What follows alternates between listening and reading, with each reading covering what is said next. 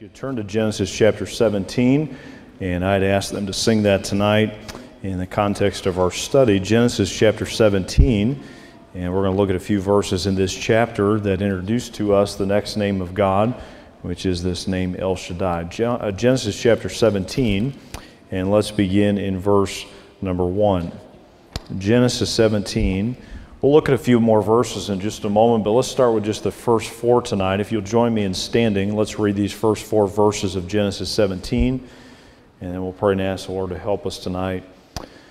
As we begin reading, I trust you'll be thinking on several folks that work this afternoon at the fair that are transitioning back, and as well many that are here there this evening. God will just give them favor. Sunday night is probably one of the prime spots of the week, and we've seen several saved, and so just pray that God will give fruit tonight as they labor and represent the Lord.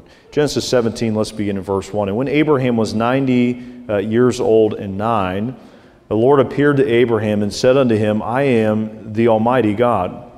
Walk before me and be thou perfect. And I will make my covenant between me and thee, and will multiply thee exceedingly. And Abraham fell on his face, and God talked with him, saying, As for me, behold, my covenant is with thee, and thou shalt be a father of many nations. If you go back to verse number 1, where God says to Abraham, I am the Almighty God, we find there the name, the first time the name is introduced to us, and that is the name El Shaddai. Let's pray and ask the Lord to help us tonight. Lord, thank you for the joy it is to be here this evening to study your word with these dear folks. Thank you, God, for what you're doing in our hearts and lives and how you're just challenging us and growing us and stretching us for your glory. Thank you for the things we've learned today, the things we've been reminded of, and things, Lord, that have changed us today. We're so grateful for that process at work in us and through us. I pray as we meet and gather tonight that you would remind us of your might and your power, and Lord, as a result of it, that we would trust you and follow you and wait upon you with a better spirit, with a confidence, with a resilient hope that, God, you will fulfill what you've promised. Use this dear man Abraham and his wife Sarah, Lord, normal, average people just like us that struggle with doubts and questions and impatience, and yet, God, you proved yourself in their lives and in their home. And I pray you'd remind us of where these truths apply to us tonight. And we will thank you and praise you for what's accomplished. Thank you for being our El Shaddai. May we yield to the truths of it tonight, we pray. In Christ's name, amen. You may be seated. The other day, a pastor friend of mine posted online the following quote. I've heard it before, but he was just kind of, I guess, opining, as we would say, or just kind of coming to terms with the age that he's at. He's in his mid-50s, and a man that I respect greatly. And he said this, he said, quote, the older I get, the better I was.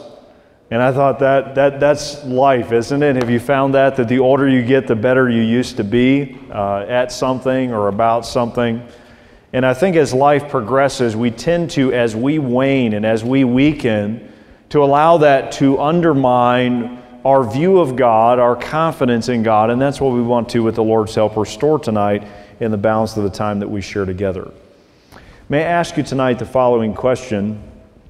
And God has done some things in my life this week that has at least allowed me to scratch the surface of what we're going to study this evening. But if you ever felt a futility, a weakness, where you know something that God has promised you, you can feel it down to your bones, I cannot make this come to pass. I don't know if you've ever been there. You may be there tonight. God has promised you something. You know He's promised you something. But you also feel this overwhelming sense of weakness, this overwhelming sense of, I am fading fast and I still have yet to see this promise fulfilled. God speaks into that emotional distress, into that vulnerability, that overwhelming sense of weakness. He speaks into this name El Shaddai. And so I hope that this name will become more precious and significant to you when you're in, or if you're in, that situation tonight of, I cannot produce what God has promised. Now, this name that's given to us tonight, El Shaddai, is a compound name of God. The name, or the word El that's found here, God, refers to Elohim. It's short for Elohim, the one who is strong enough to create this world. We're introduced to that name in Genesis chapter 1 and verse 1, and we've studied on that. The name El Shaddai, or Shaddai, carries with it the idea of almighty or sufficient. And we'll talk more about what that word means in just a moment. But together we have El Shaddai, which is found only 4 times in Scripture, and the first occurrence is found here in Genesis chapter 17. And any of you that have studied the Bible at any length know that there is value to the first mention of something in Scripture. The first time a doctrine is introduced in Scripture, the first time some other teaching or principle in the Word of God, where it first is introduced by God, has extra special significance. And so tonight we want to start with where God introduced to us for the first time this name El Shaddai and what it means for us in our relationship with Him. Now, I will also say that the name or the word Shaddai occurs 41 times in Scripture. It's found a lot in the book of Isaiah. If we have time, we'll maybe touch on the significance of that in just a moment. But it occurs rather frequently in Scripture, and yet, if we're honest, probably the song that was just sung is the only exposure or any kind of cultural understanding that we have of this dear name. So the question now is, how do we allow the Almighty One into our feeble, what feels often to be a life moving in the wrong direction? How do we let Him into our life? Well, let's look at 2 mighty revelations that are given here in this chapter that God shows to Abraham, and I believe He wants to show to us tonight. Number 1, first of all, God wants to reveal to us mighty titles. He wants to give to us the revelation of some names, some titles that are only given by El Shaddai. And I give you first of all, number 1, El Shaddai reveals to us a powerful title that's given to us in the first 3 verses of our text. Did you see in the news this past week the news story in Mecca? Did you see that? They're preparing for their Mecca, right? It's where Muslims, the original religion of Islam, it's the hub, it's the epicenter of their faith and practice. They pray toward Mecca 5 times a day. They will pilgrimage there. They will go there to evidence their faith and their devotion to Allah. Well, this past week they were doing some final renovations to that facility, and a storm went through and knocked down a bunch of the cranes, and actually 62 people lost their lives in that tragedy, which again, we feel bad for those victims. I hope you understand the spirit of why I'm saying this, but what's comforting to me is this, and they were saying in the article, millions of pilgrims are coming within days to Mecca. And what I'm thankful for is I know who controls the storms. I'm not trying to read into that. I hope you understand the spirit. But no matter how many millions throng after a false god, our God is still on a different level. He is the God. He is the Almighty One. And so there is a powerful title given to God here that's unique, that makes Him special in a way that no other God is. And I would give you 2 of them that are found here in these first 3 verses. Number 1, in verse number 1, He reveals to us a powerful capacity. Look at verse 1. Abraham's 99, he's fading, he's elderly, and the Lord appeared to Abraham and said to him, I am the Almighty God. Walk before me and be thou perfect. He is the Almighty God. And this name Shaddai that's found here literally means, and I don't mean this in a crude way, but it means, it has the idea of the breast. It is the idea of nourishment. If you were to look at Isaiah, in fact, I'll give you just a couple of verses you can look at on your own time. Isaiah 60, verse 15 and 16, you could jot that down. Isaiah 60, verse 15 and 16. And then chapter 66, verses 10, 11, 66, 10, 11, where there's this imagery of Israel being nourished by their God, by their provider, their Shaddai. And so the idea is one of sustenance, one of nourishment. God is the one who sustains life. There's a powerful capacity. I've yet to meet someone who can prolong their life a moment longer than God decrees. Someone who can sustain life, who can create life. Our God has a powerful capacity. Can I just challenge you tonight, when we are tempted to believe like Abraham and Sarah, that we will not live long enough to see the full fruition of God's promises? Remember, God is more than capable to keep you breathing, to keep you living, to someday sustain you in eternity to experience the full promises that He has offered to you. And I believe tonight that God is not just the source of our promises, He is also the sustainer. He keeps us going. He sustains us through seasons of life where we feel weak and vulnerable so that we might see His promises fulfilled. All right, now secondly, if you will, go to verse number 2. And there's a second powerful title or connection to this name El Shaddai. He says, I will make my covenant between me and thee, and will multiply thee exceedingly. Number two, not only is there a powerful capacity, but number two, a powerful covenant. A powerful covenant. I find it interesting that God introduces this name El Shaddai in the context, listen to me, in the context of a covenant relationship. That's fascinating to me that God is saying, Abraham, I have not forgotten what I promised you, what I have covenanted with you. And just to make sure you know I'm going to follow through, let me give you a new name for me, and specifically it's the name El Shaddai. It is the Almighty One. It is His strength that God uses to encourage Abraham that he will fulfill this promise. Before the name change of Abraham, notice what he says at the end of verse 2, and will multiply thee exceedingly. He's whetting his appetite. It's not just about this son Isaac. There's going to be more. There's greater things that I will do. And he's putting into context the promise that will be delivered through the power of God. And so tonight I remind you that there is a covenant that God has given, but it is built upon the foundation of the strength of God. I have noticed in our day that we as believers, we tend to try to prop up things. We're propping up God's promises. We're trying to convince people they're still real and relevant, instead of letting God's strength be the source of our confidence and our faith in His promises. And you notice how Abraham responds. He falls upon his face, and God talked with him. He is listening. He is yielded. He is still trusting in this God. All right, now let's spend a few minutes in the next few verses that we've yet to read. If you will notice now, well, let's begin in verse 4 that we just read. As for me, behold, my covenant is with thee, and thou shalt be a father of many nations. Neither shall thy name any more be called Abram, but thy name shall be called Abraham. For a father of many nations have I made thee. All right, so El Shaddai reveals his own name, but secondly, he also reveals a promising title or a new name for this man, Abraham. Have you noticed that we live in a day where everything has a fancy name? Have you noticed that? You know, it's not just a bar of soap. It's now, you know, I don't even know how to pronounce half of what. Have you ever gone in Bath and Body Works? That is torture, okay?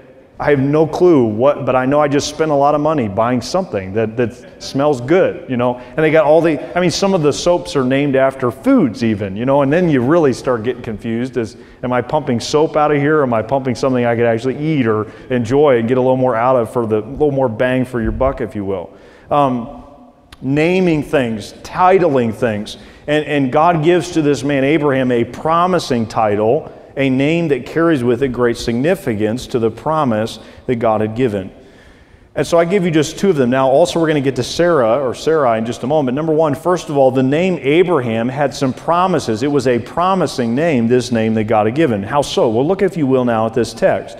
You will be a father of many nations. I'll break down the name in just a moment. Notice, he says, your name will no longer be Abram, but Abraham. Verse 6, I will make thee an exceeding fruitful. Will make thee exceeding fruitful, and will make nations of thee, and kings shall come out of thee. And I will establish my covenant between me and thee and thy seed after thee and their generations, for an everlasting covenant, to be a God unto them and to thy seed after thee. And I will give unto thee and thy seed after thee the land wherein thou art a stranger, and all the land of Canaan, for an everlasting possession, and I will be their God. Man, you talk about a change, an expansion of what Abraham knew to this point, and now God reveals to him further the significance of this covenant that is built upon this name of God, and now the change to his own name. I don't know if you've heard this before, but the name Abram carries with it the idea of exalted father, and specifically the emphasis upon exalted. As far as we know, when Abraham was called out of Ur, we don't know a lot. That's a great name for a city, all right? I bet that got mispronounced almost as much as Worcester, okay? I'm from Ur. I don't know how they said it back then. But anyway, he was from that city, but it seems to indicate that he was of somewhat of a royal lineage. His family was of note and of significance in that city. And so his name Abram came from this exalted position that his father Terah and their family had in that city. This new name, Abraham, carries with it the name or the definition, as you see at the end of verse number 5, for a father of many nations, or a father of multitudes is what that name means. So he went from exalted father, more prestige and more focused on the past, to now this status and this future belief in the fact he would be a father of multitudes. Isn't it interesting how often our name and our identity is connected more to who we used to be and what we have been connected with, when really we ought to be defined by the future fulfillment of God's promises? God clearly talks about Ephesians 2. You're already seated in heavenly places. You're joint heirs with Christ, and there is present identity that comes from the future fulfillment of God's promises. So basically, Abraham here, God turns his focus from what he has been. Think about it. It took him until 99 for God to turn him in this direction. And now it's not about the past, it's about the future. And I would submit to you, to experience God's promises, we cannot be looking backward. We must be looking forward, anticipating what God can do. And so El Shaddai directs Abram's focus now as Abraham toward the future to his descendants. And I'm sure Abraham, as he listened to these words in the verses 5 through 7 or 8, God's not just talking about first generation. He's still trying to find his first son, and God's talking about generations later, God's faithfulness, his everlasting covenant. God's way ahead of Abraham. And I kind of just encourage you tonight, if God is your El Shaddai, he's way ahead of you. He's not one step ahead of you. He's not panicking in the moment, in crisis mode as you're trying to deal with the present. He knows the end from the beginning. He's El Shaddai. He's the Almighty One. Time doesn't constrict him. Space is not his boundaries. And so God is beyond you. And Abraham is reminded of that in this passage. God's already thinking about the land and the descendants and the everlasting covenant. Abraham just wants a son. And El Shaddai reminds him he has a plan, he has a purpose. And so this promising name of Abraham. Now real quick, if you will, go back to chapter 12. Earlier, God connected the promise to the blessing it would be to others who would be impacted by the fulfillment of this promise. Genesis 12, if you would please, which if you were to see a video version of this story, you would see a real fast rewind, but it would be a rewind that would cover 25 years of Abraham's life. That'd take a while, even in fast motion, rewinding backward now to Genesis 12. 5 chapters, but 25 years prior, God's promise to Abraham. And notice specifically what he says. God's speaking, and I will make of thee a great nation, and I will bless thee and make thy name great. Notice that, thy name great. That really hadn't jumped out at me before until I was reading for the text tonight, the study. God said, I'm going to make your name great. Notice why, and thou shalt be a blessing. And I will bless them that bless thee, and curse him that curseth thee. Take your name in vain, and despise who you are. And in thee, notice, shall all families of the earth be blessed. And do you know tonight that we are reaping the benefits of that promise being fulfilled? I guarantee Abraham, thousands of years ago, would have never dreamed that a bunch of people would be sitting here tonight reading about his life and glorying in God fulfilling his promise to this day. See, we're not talking about just Israelites or Jews here. We're talking about all nations of the earth being blessed through the fulfillment of the promise that God had given to Abraham. Doesn't that change our view of when God fulfills his promises, how he goes about it? Because it's not just about us. And something I was reading as I was studying for this tonight, one author said this: God's covenants always involve blessing. A blessing is God's favor expressed to you and through you to others to bring him glory. A blessing is never only what God does to you. It has to go full circle in order to truly be a blessing. And so really what's neat about it, if you can visualize this, is God gives a promise to us, and then in his time and way, he fulfills that promise in us and through us so that it becomes, when it's spit out on the other side, a blessing to someone else. And if we try to rush that, if we try to do our own thing as they did with some of their conniving, we'll get to in just a moment, we sidestep, we short-circuit the fulfillment of not just the promise, but the product of that promise, which is blessing to others. Does that make sense? I think sometimes we see God's promises being fulfilled as what it'll do for me, when in reality, ultimately, is what it can do through me to be a blessing and encouragement to others. Now, can I just give you a quick application that cut at me when I read that? Many of us, I think the reason we're still waiting on God to fulfill a promise in our life is because it's still about us. God, you told me this, and you've yet to do this. You've yet to deliver for me and to me and in my life and in my family and in my even ministry. when we are not focused on the end of the product, which is, God, do what you want in my life and what you've promised to do so that I might use that to be a blessing to someone else. That has to be the spirit for El Shaddai to manifest His might and the fulfillment of His promises. And so we see clearly God's covenants always lead to blessing, not just to us, but through us to others. All right, now, if you will, go back to our text in 17 of Genesis and go down to verse 15. We'll come back to those verses we skipped over in just a moment, Lord willing. But look, if you will, at verse 15. There was a second title of promise that was changed in this family. First, Abraham. Notice now verse 15. And God said unto Abraham, As for Sarai thy wife, thou shalt call her name Sarai, shall not call her name Sarai, but Sarah shall her name be. And I will bless her and give thee a son also of her. Yea, I will bless her, and notice this, and she shall be a mother of nations. Kings of people shall be of her. All right, and by the way, remember the elderly status of these two individuals as God is giving these promises and these name changes. All right, number two, there's the promising name of Sarah. This new name that this dear saint, this dear lady, Sarah, receives from the lips of God. Now, there's not great significance to the name change. I'll preface the few comments I'll make about this. The name Sarah means my princess.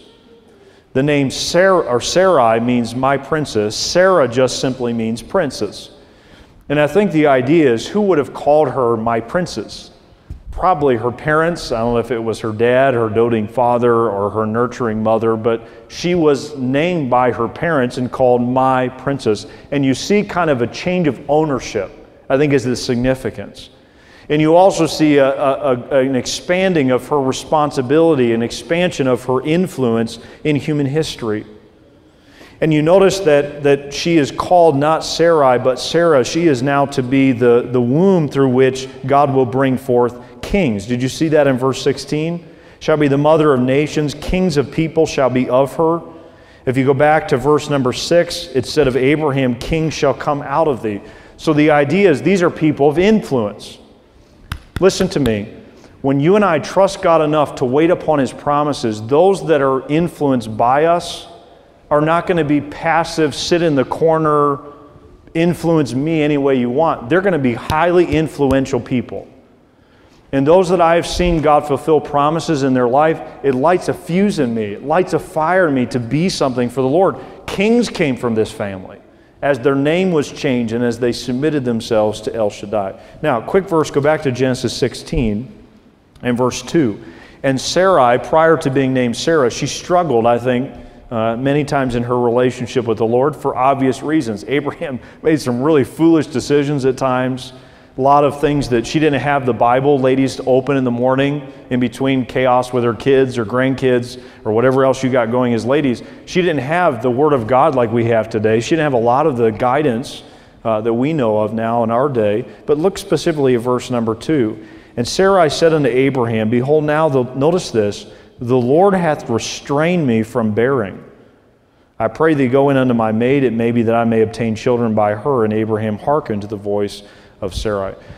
And you notice specifically, I think she blamed God. God, you've put me in a situation where you have set an expectation and then you have dashed my hopes. You have ruined my anticipation of the fulfillment of that promise. And God challenges that, and God renames her and reminds her that He ultimately is the source of life. The other day, this just may be an example, my wife and I and the two boys were driving. I think we were going to Cleveland a few weekends ago. And my son Landon, isn't it amazing, moms, what you guys have to navigate nowadays with technology and trying to keep track of everything with your kids. And my son Landon wanted to get a new game. And it was some hunting game on her phone. He wanted to play it on her phone, and so he asked Mom if he could get this game. It was a free game.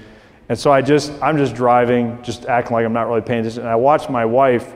He showed her the phone. She said, well, let me check it out. So here she is. She's sitting in the passenger seat beside me. We're going up 71. And I watch her. She loads this. She has no idea what she's doing.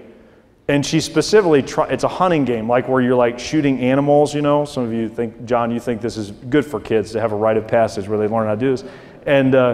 And she was trying to shoot something so she could see how graphic it was. That was the whole, and I watched, she could not get a deer. And I just kept, and she's like getting frustrated, and she's like, like I can tell when she's intense, and her competitive, I'm getting one of them dumb things, and she's trying her best. And I'm just thinking, oh, the challenges of mothering.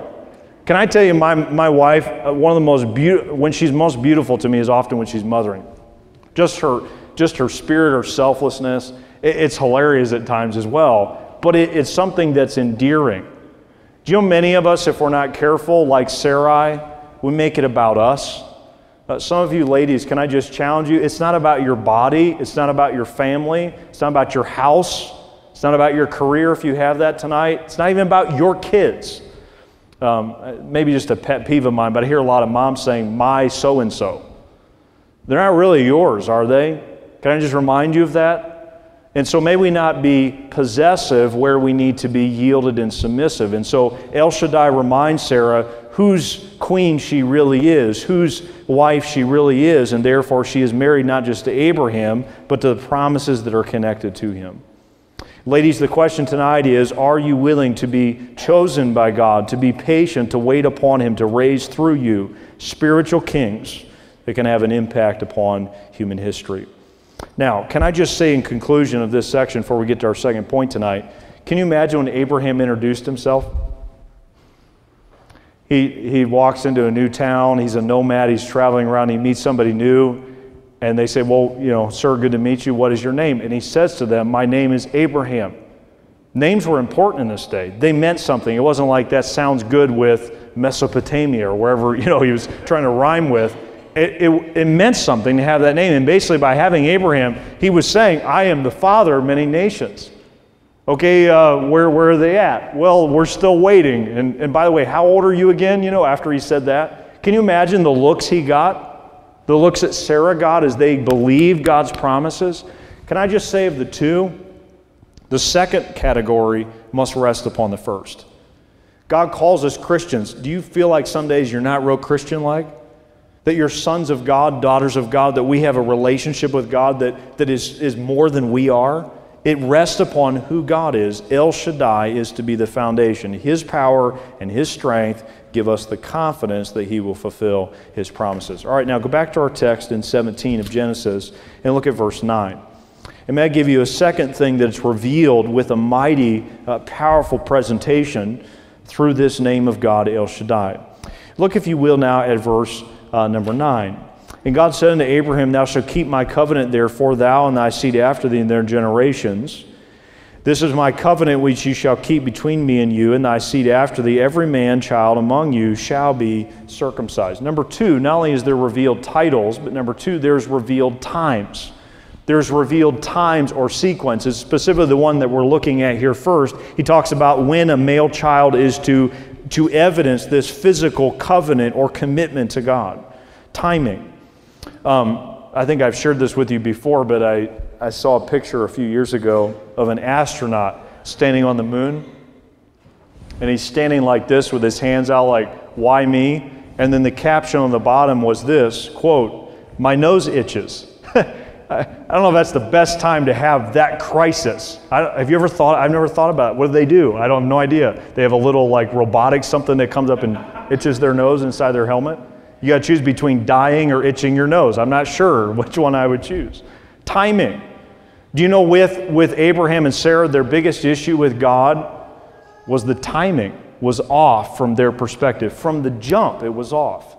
And they struggled to wait. They struggled to not connive or manipulate or try to take a shortcut to get around this waiting period that God had them in. This week I've had some things that just a reminder, okay, pump the brakes, just wait on God and reading this passage. I hope I don't have to wait 25 years on some things that I'm waiting on. But if God is the one I'm waiting on, it's worthy to wait upon His revealed time. Until we recognize this evening that God alone knows and controls both the clock and the calendar, we will never experience the full might that El Shaddai can bring to bear in this area of His promises.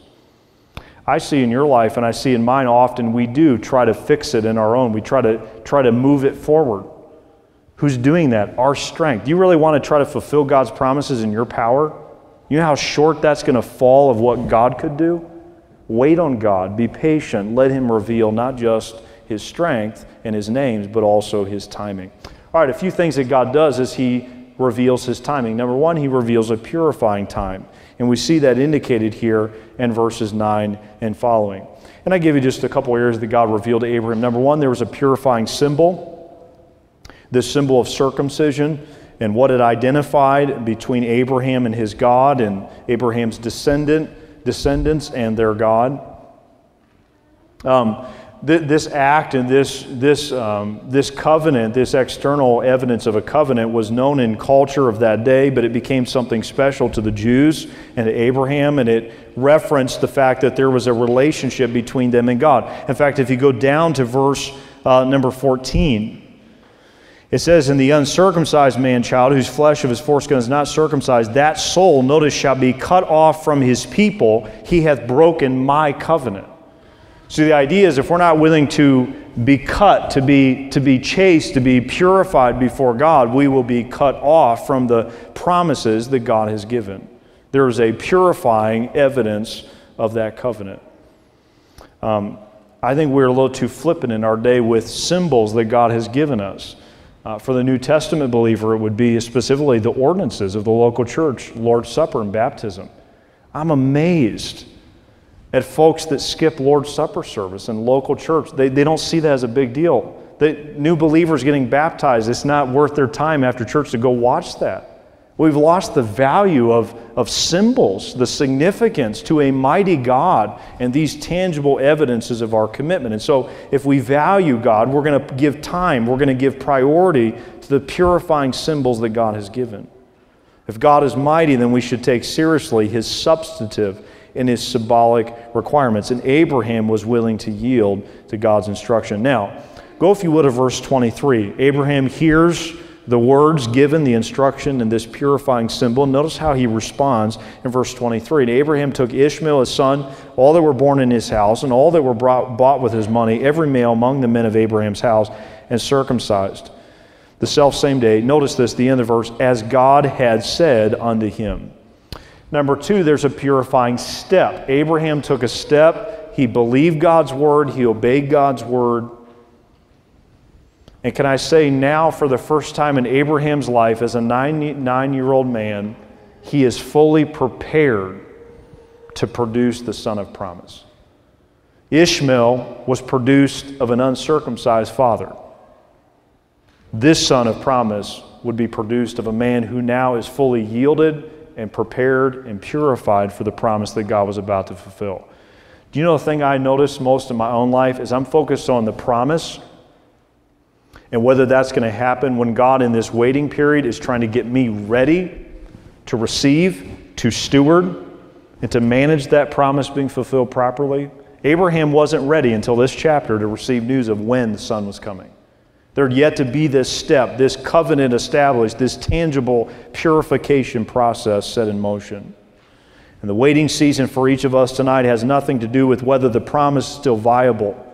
It has everything to do with preparing you and me to fully receive it. And if you're waiting on a promise, I'm telling you, you're not ready yet for it. I believe that goes against my humanity. But for me and you, where God is yet to fulfill His promise, if we'll stop whining and moaning about the fact that it hasn't happened, and we'll say, "God, what are you trying to do to get me ready to receive that? What are you trying to teach me? What are you trying to change in me? What are you trying to refine in me?" Would we be further ahead in our relationship with the Lord? So Abraham realized the significance of purity before the Lord, and now God is going to manifest the promise being fulfilled. All right, now, go back to verse 17. All right, so after God gives the name change to Sarai, she's now Sarah. She's going to be the mother of all nations, or mother of nations, king of people. Verse 17, notice now how Abraham responds. "Then Abraham fell upon his face." All right, he did that earlier in verse 3, but notice the change. "And laughed, and said in his heart, Shall a child be born unto him that is 100 years old?"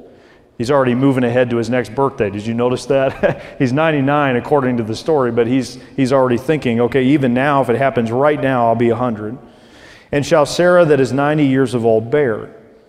And Abraham said unto God, O that Ishmael might live before thee. And God said, Sarah, thy son, or thy wife shall bear thee a son indeed, and thou shalt call his name Isaac.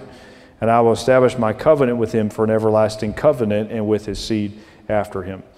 Number 2, El Shaddai reveals not just a purifying time, but a pregnant time. A pregnant time. And I will give you 2 things that God reveals to these dear folks in this season of waiting, and now they begin to hear God is moving and working. Number 1, first of all, there is the shock of the fact that God has promised that these 2 elderly, seasoned folks would be able to birth a child. And I don't know exactly Abraham's tone in verse 17. I don't know for sure. Some Jewish theologians would try to defend Abraham here and say that he didn't do anything wrong. I don't know that we need to feel the pressure to do so. I think it's kind of a mixture of shock as well as worship. It's just kind of, hold on, you're serious now? With us, you're going to, he had, I think, moved on. You see that with Ishmael, don't you? He had logically reasoned in his mind, I now have a thriving young man in my home. God's going to use this one that we contrived and we manipulated, and then God says, all right, hold on a second. I myself alone will produce the son of promise. And so there is this shock, there is this unbelievable wonder at what God had done. Now, can I say to experience that, and I hope you have, a whoa moment where it's just, God, I can't believe you're going to do this. I can't believe you're going to fulfill, you're going to expand what is possible in my life. You will never get to that point if you do what Abraham and Sarah did and you stay in that mode. And can I give you a couple examples where they tried to do it their way? Go back to chapter 15. And I just want to touch on this because I want you to have that moment of shock where God just blows your mind with what is possible. Genesis 15, and look, if you will, please, at verse number 2. All right, after God says, I am your shield, I am your exceeding great reward, Abraham says, Lord God, what wilt thou give me, seeing I go childless? Steward of my house is this Eliezer of Damascus. And you see, first of all, in verses 1 and 2 of this chapter, that Abraham first thought maybe his servant Eliezer, his faithful servant, would be bequeathed or given the household and the family name, and he's trying to reason in his mind how God could do this with a man at his age and stage. Then go to chapter 16, if you will, and we touched on this in verse number 2. Sarah's blaming God for her infertility, her lack of pregnancy based upon the promise of God. And notice, she says, I pray thee go in unto my maid, this would be Hagar, that I may obtain children by her. And Abraham hearkened to the voice of Sarai. And so we see that a child is brought forth from that union. Can I just say to you bluntly tonight, whenever we try to manipulate our life and our resources to try to produce something that God has promised, we'll never get the whoa moment that Abraham had in chapter 17. The best you can do for yourself is still, it's filthy rags from a righteousness standpoint, and it's worthless in the will of God. Our best things, let alone our worst moments. And so for God's promises to be fulfilled in a wonderful, glorious fashion means we must wait upon Him. And Abraham, I think in chapter 17, after they'd done everything they could to try to reason it and fix it on their own, he just blew his mind that God still was going to do it the way He had promised back in Genesis chapter 12. When God is our strength, we must prepare to be shocked by the impossible. I think God can do anything, don't you? I think sometimes God gives us promises that seem humanly impossible just so we make sure we know that when it's fulfilled, He's the only one that could have done it. And I love to be a part of that, not in the waiting part, I hate as much as you do, but seeing it happen, seeing it realized makes God truly our El Shaddai. There's a story I read, I don't know whether it's true or not, so don't try to search this online or hunt me down on this, but I read a story of a man who went fishing with a buddy of his, and they're sitting on the bank and they're fishing, and he noticed his buddy, immediately threw it in and immediately hooked a sizable fish. Guy worked it in, brought it to shore. His buddy kind of looked it over, threw it right back in. Guy's thinking, man, that was a decent looking fish there. A couple minutes later, he reels a bigger one in. Again, looks at the fish, throws it back in. Third time, he wheels in this just puny little fish, nothing to write home about, nothing to brag about, nothing to even exaggerate, and he kept it. And he kind of thought for a little bit. Why? He said, okay, the guy threw that one back, and then he kept this small one. What's the deal? And so finally, as guys do, we finally just ask each other. Normally guys don't like to question each other, but he asked him and said, what's the deal? Why'd you throw back the two big ones and keep the smaller one? The guy said, I don't understand. He said, why are you throwing back in the big one but not keeping the small one? The guy responded, he said, because my frying pan is only 10 inches wide. Frying pan's only 10 inches wide. Do you know how much that's our mindset with God? We got our little pan, we got our little life, and we want God's will to just fit into what we already have and are. And then God says, you know what, let me just blow that all out of the water. Let me just expand what is possible. And El Shaddai wants to be mighty. He doesn't want to just be manageable. He doesn't just want to be average. He wants to be magnificent. And to do so, we must wait upon Him. He must shock us. He must wonder us with what only He can do. If tonight you and I are only looking at the size of what we see and what we can produce, we will never experience the capacity and the potential of what El Shaddai can accomplish. Rather than looking at the size of your life and your pan, look at the size of your God. Remember His name. All right, now lastly, go back to 17 of Genesis and look, if you will, now at verse 21. God says to him in verse 20, it's not going to be Ishmael, it's going to be this young man, Isaac, which, by the way, Isaac means to laugh. And I think it was just constantly, as Abraham would say, here's another name of significance, as Abraham would call Isaac, he constantly was reminded, hey, you laughed at this? You thought this wasn't even possible? Look at it. I love God as a sense of humor. And so he admonishes and instructs them to name him Isaac, which means to laugh. And notice if you went out the end of verse 21, now it gets real specific. But my covenant will I establish with Isaac, notice this, which Sarah shall bear unto thee at this, I love these next two words, set time in the next year. Secondly and lastly, God gives to this family, to this couple, pregnant specifics, details about what's about to be birthed, what's about to be brought to bear through this name of God and the power that's possessed in it. Now, I may be reading into the text just a bit, so don't hold me to this. But would you not acknowledge whether that's what this means where it says a set time? I think it may just mean what humanly is normal as far as the term of pregnancy. But does it not also mean, if you look at the big picture, that all along God knew exactly when Isaac was going to be born?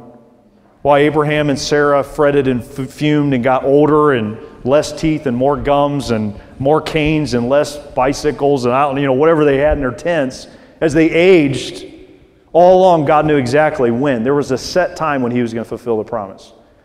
And I know maybe it's frustrating on one level, but isn't it also comforting to know that God knows exactly not just what He's going to do, but when He's going to do it? And we waste so much energy, we waste so much fretting and fuming and fussing when it's not going to change when it's going to happen anyway. Yield to the process, yield to the timing. Wait upon God to fulfill His will. And so the pregnancy was at a set time all along. And then you hear, can you imagine the intake of air? This is happening in the next 12 months. It's going to be done. The promise you've been waiting on for 25 years, everything now is set in motion. While there is more to come, God has revealed to us much that we can believe in the here and now. It's not entered into our hearts and minds what God has prepared for us. May we dwell in the specifics we know tonight. Trust them, believe them, anticipate them. All right, as we finish tonight, would you go to the book of Psalms, to Psalm 91. Let's spend a few minutes here and we'll be done tonight. Psalm 91. And as you're finding your spot there, Psalm 91, we'll look at a couple of verses here that I think bring this to conclusion and application. I was reading a story or an article that was talking about the dynamics of in-laws. Do any of you have, shall we say, a spirited relationship with your in-laws? I don't know if maybe you have that. Even it's kind of humorous, but you also know you just don't get each other, traditions or preferences or whatever. But the article was talking about reasons why your in-laws don't like you. So if this applies to you, this maybe help you reconcile in your mind. There may be other reasons that don't have to do with this, okay? But the article was talking about the fact, quote, families are like bodies. I just found this very humorous, the way the author worded this. Families are like bodies that have been functioning for several years with the same hearts, livers, stomachs, spleens, and various other guts. And like human bodies, they don't respond well to transplants. The moment these new organs move in and start trying to become a permanent fixture, the body's autoimmune system detects a foreigner and starts the process of transplant rejection.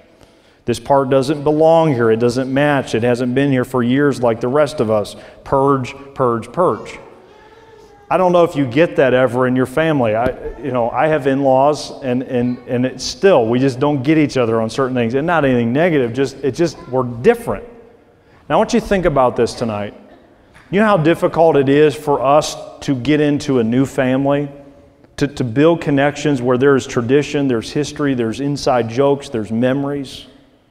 To start a family with in-laws is challenging, but can I tell you, God, listen to me, God starting a family with us is impossible if God is not the Almighty One. It's profound to me that God lets us into His family and that God builds families out of us, new tentacles, new generational spans of people that have experienced and are interacting with His promises. That to me is profound. Now look at Psalm 91, and if you will please, verse 1 and verse number 2. Psalm 91, verse 1. He that dwelleth in the secret place of the Most High shall abide in the shadow of the Almighty. Do you notice that there? The Shaddai. I will say of the Lord, He is my refuge and my fortress, my God, in Him will I trust. Skip, if you will, now down to verse number 14. Because He has set His love upon me, therefore will I deliver Him. I will set Him on high, because He hath known my name. That's interesting. He shall call upon me, and I will answer him. I will be with him in trouble. I will deliver him and honor him. Notice this, with long life will I satisfy him and show him my salvation. Now, as we finish tonight, can I ask you, can you remember from your mind, what is the last command, what's the last phrase found in verse 1 of our text in Genesis 17? He says, I am the Almighty One, therefore do what? Walk perfectly before me. Why does God give us promises, make us wait on His promises, and then someday when He's ready, deliver on those promises? You want to know why? Here it is, one word: fellowship. Fellowship. What do we do when God holds out on His promises? We have resentment. We have disconnection. God wants fellowship with us. Everything He's doing is to draw you closer to Him. Do you believe that tonight? Including situations like we're studying tonight where you've waited years and years and years. Do you believe by faith God's trying to build greater fellowship with you, relationship with you? And we see here in our text tonight that God uses everything in our lives to draw us closer to Him. If God is the El Shaddai, then we must walk before Him. We must trust Him. We must believe that He will fulfill in His time and way. The question tonight I would give you as we finish is this: will you allow God, as your El Shaddai, your Almighty One, to reveal mighty titles? Don't you want to see Him do more with you than you could do with your own life, with your own family, with your own ministry? Don't you want to see Him high and lifted up? And number two, are you willing to wait upon His mighty timing? I'm telling you, because have you been there? I remember with my wife on our wedding day. That wedding day would never have been what it was without some waiting. It was a glorious day. It was a precious day. It was a God-honoring day because as much of not just the realization, but the waiting that led up to it. Do you really believe? Do you really think God's promises aren't worth waiting on? The moment we step into glory, the moment we step into something even in this life that He fulfills, not us, but Him, we'll be glad we waited because He's the El Shaddai. He's the Mighty One. We may be fading. We may be faltering. He's right where He's always been.